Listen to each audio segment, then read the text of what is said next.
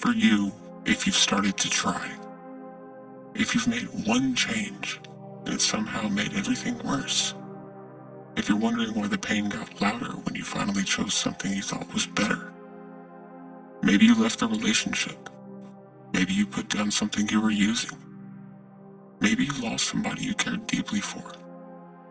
Or maybe you just said, I can't live like this anymore. Your body won't settle. Your mind keeps spinning. The grief hits in waves. Is this normal? Am I broken? Is this what healing feels like? This is Bothered. And today, we're talking about why healing can feel worse before it gets better. And that brings us to the moment that nobody warns you about. Not the pain before the change, but the pain after. There's a word for this. Disintegration. It's what happens when the structure once used to survive starts to fall apart.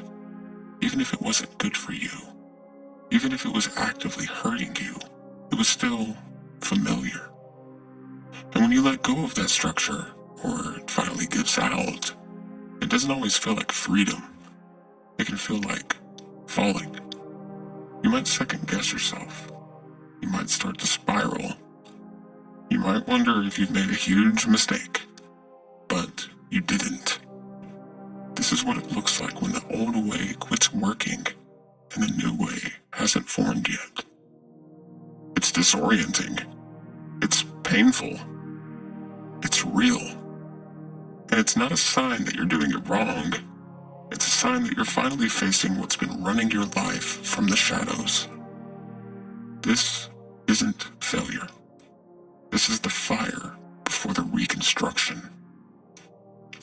And sometimes the hardest part isn't what happens before you choose to heal. It's what comes right after. The part where everything feels raw, where your emotions are louder than usual, and where even the smallest things can throw you off balance. You might feel like you're unraveling, but you're not. You're just exposed. And that's a fragile place to be. That's where connection matters most. And I don't mean advice or motivation. I mean presence. Someone sitting next to you in it. Not trying to fix it, just not leaving. I found that helping others had helped me a lot, and it wasn't about proving anything. Helping others reminded me that connection was still possible.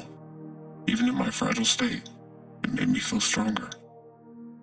And honestly, it made me feel happy. Because when I knew that something I said or did actually helped someone, even a little, it reminded me I still had something to give.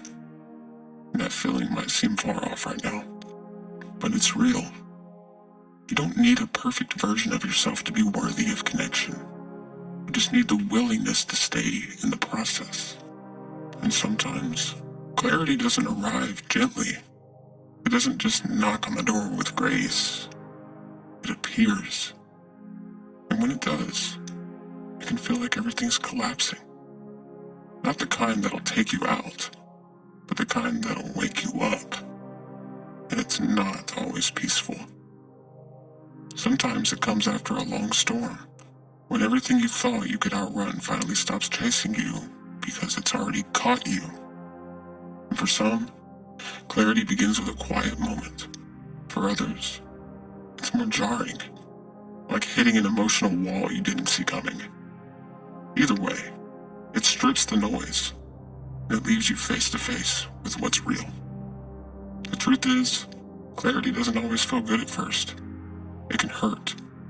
It can show you everything you didn't want to see. Everything you were avoiding. Everything you couldn't say out loud. And when that moment hits, there's no guidebook. There's no map for how to process it all.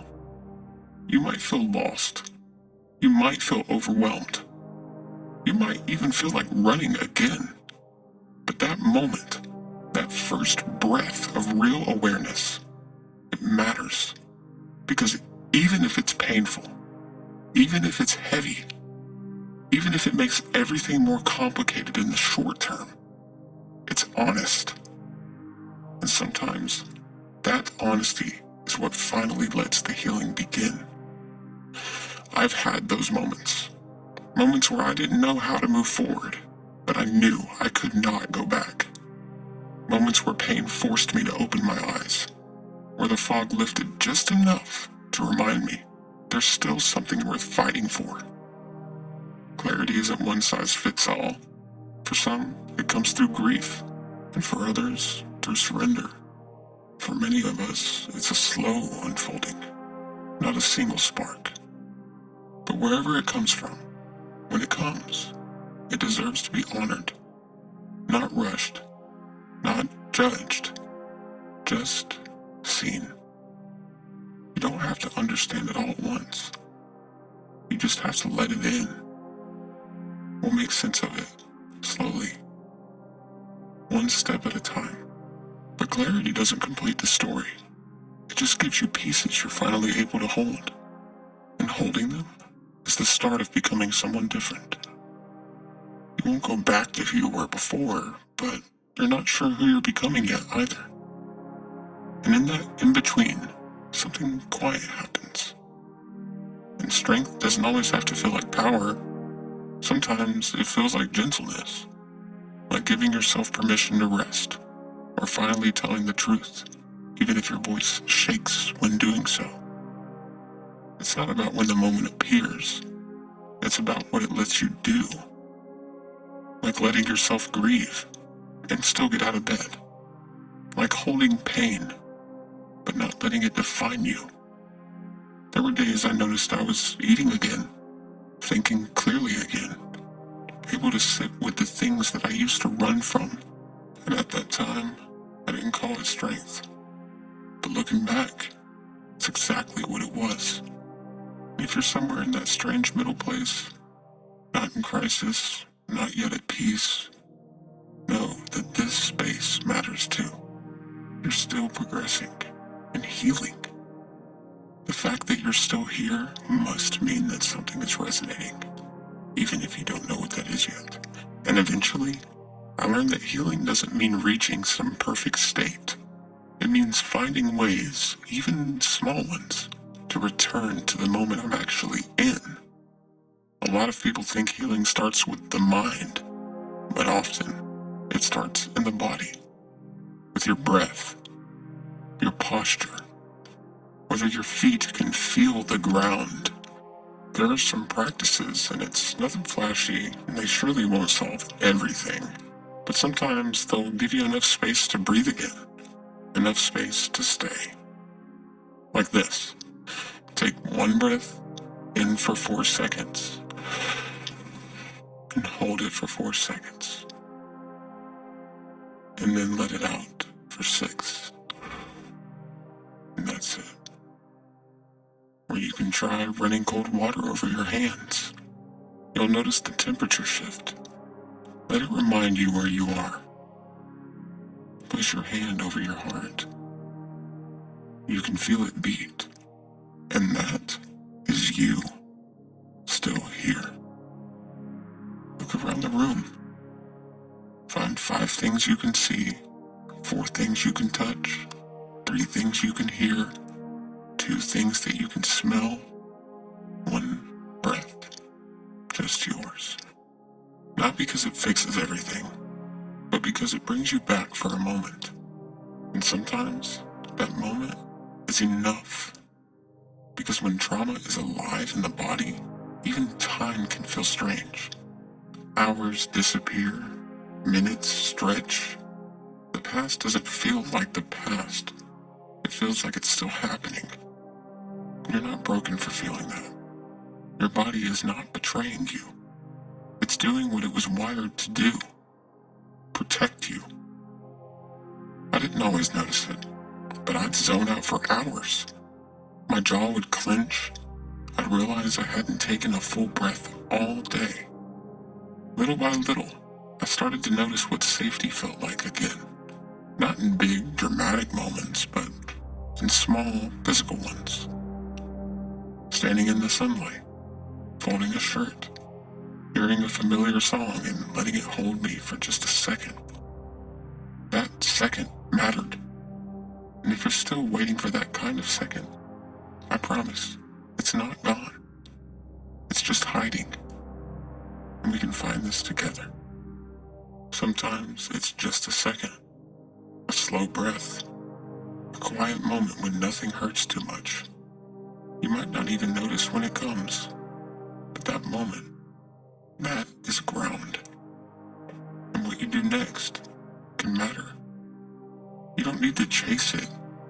You don't have to build a whole routine or have everything figured out.